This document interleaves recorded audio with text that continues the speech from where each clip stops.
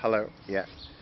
So I wanted to briefly weigh in about Sergio Garcia, the golfman's comment about his competitor, Tiger Woods, and I wanted to link that to another link that example in sports to another hub of American masculinity um, scouting, and just sort of talk about where we are in race, gender, and class today. So, Sergio Garcia said that, in reference to Tiger Woods, if he would when asked if he would have him over for dinner, he said yeah, and that he would serve him fried chicken. And of course, this echoes a comment about Tiger Woods, of course, integrating this sport.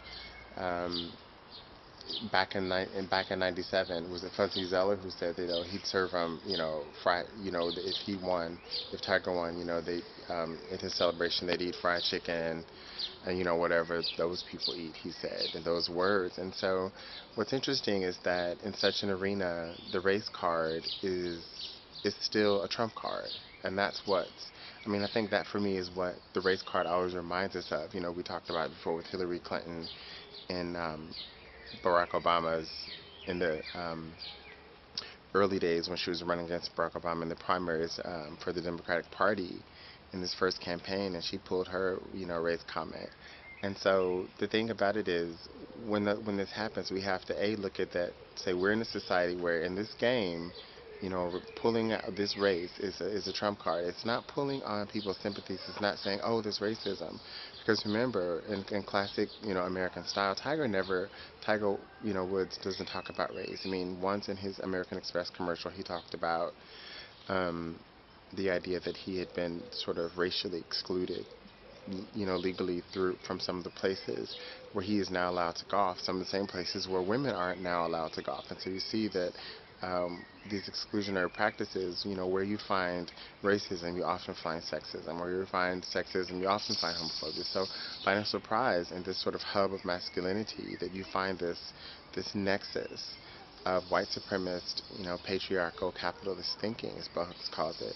And so, um, it's painful, of course, that, in integrating such institutions that, many black people in America will think about how, when we integrate our own workspaces, how we may never raise issues of race because they're so complicated and complex that it's difficult to have a meaningful discussion with people who really don't even have a vocabulary to talk about it, who are very uncomfortable in talking about it, and who, when pressed, for example, like these golfers, when pressed about their thoughts, race becomes their card. That's the fallback, that's the default position, and that's what's so shocking. That's what shocks many of us is that it reveals that implicit knowledge of the ways in which race can be used to humiliate in these instances. And the fact that we also refer to race um, to humiliate. Sometimes it's to laugh, ha ha ha, look how cool the black guy is.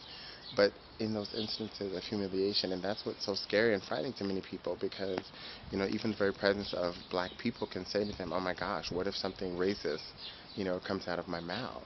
And so you would prefer to exclude them as if done in golf and with women, excluding women. Of course, there'll be racist and sexist jokes. What's interesting in golf is that this, Sergio Garcia has not been sanctioned. In other sports, now the culture is changing. Here in soccer, what they call football here in Europe, the rest of the world, players, coaches are sanctioned for such behavior and such language. Um, because their words have been used and those of fans have been used to just kind of lash out at black stars, stars of color in their realm. This is yet to reach golf, which we see we're just very comfortable in the way that it is a white supremacist, capitalist, patriarchal institution.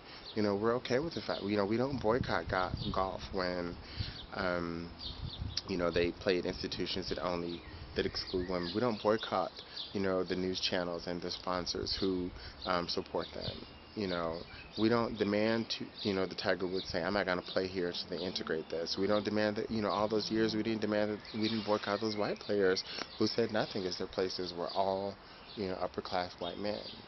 When there are literally clubhouses where there are no women allowed. I mean, people, you know, condone this. We know this, and that's what I think is the most painful part of this. And so, the other part of this ways that we look at modern masculinity, sports, and also scouting is one of those arenas where we find, many scouts, including me, an Eagle Scout. I recently found out that I was a member of a Cub Scout troop that was the first, black black scouting troop in the United States, in the 50s, I believe it was.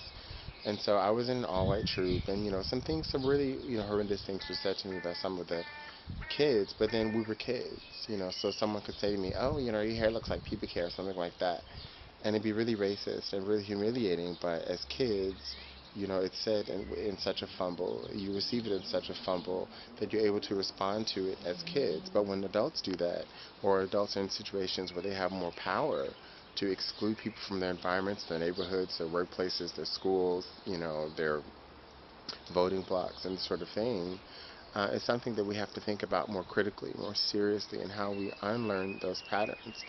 I point out the example of Scouts because they recently just allowed for gay troops to, well, they allowed gay troops, but they still want to allow gay Scout leaders. And it's interesting because many Scout leaders presumably come from the body of people who are former Scouts, including people like me. I've even considered being a Scout leader here where I live in the UK. And what's interesting is that, okay, so I'm welcomed as a Scout, but I'm excluded um, as a leader.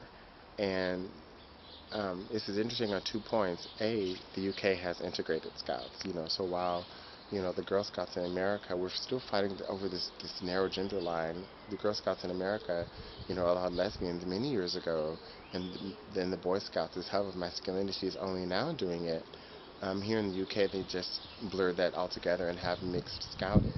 But what's also interesting is that it reminds me of that double, one aspect of that dual consciousness of being one of those other people to integrate such workspaces, is that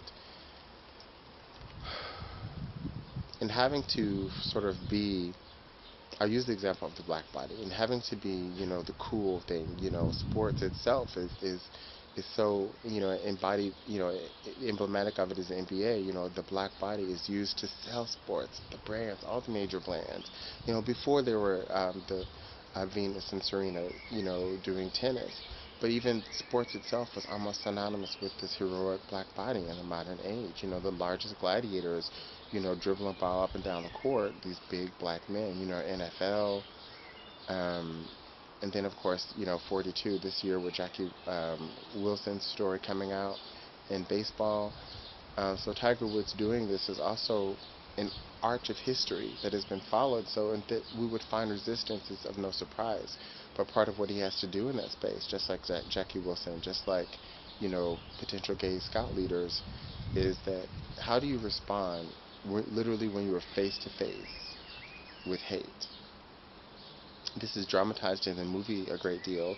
This is dramatized by, Tiger Woods' own career. He simply doesn't address it because there is no meaningful way. And when people bring it up, you get these, fried chicken kind of comments. So finally, when Obama was supposed to bring it up in his work context, it was all about, here's my 30-minute speech. Either you get it or you don't. Otherwise, let's talk about, dealing with the ramifications of said problem. And so, that's exactly what Tiger Woods is doing. We're not going to talk about race. We're just going to watch me be excellent.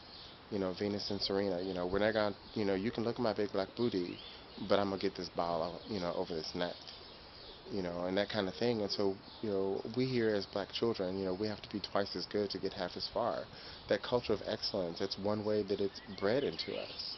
So it's one of the positive consequences of being a minority, that you really have to sort of see yourself as the other while not, having this identity that is that of how the other is constructed, this dual consciousness. It's quite layered, it's quite deep.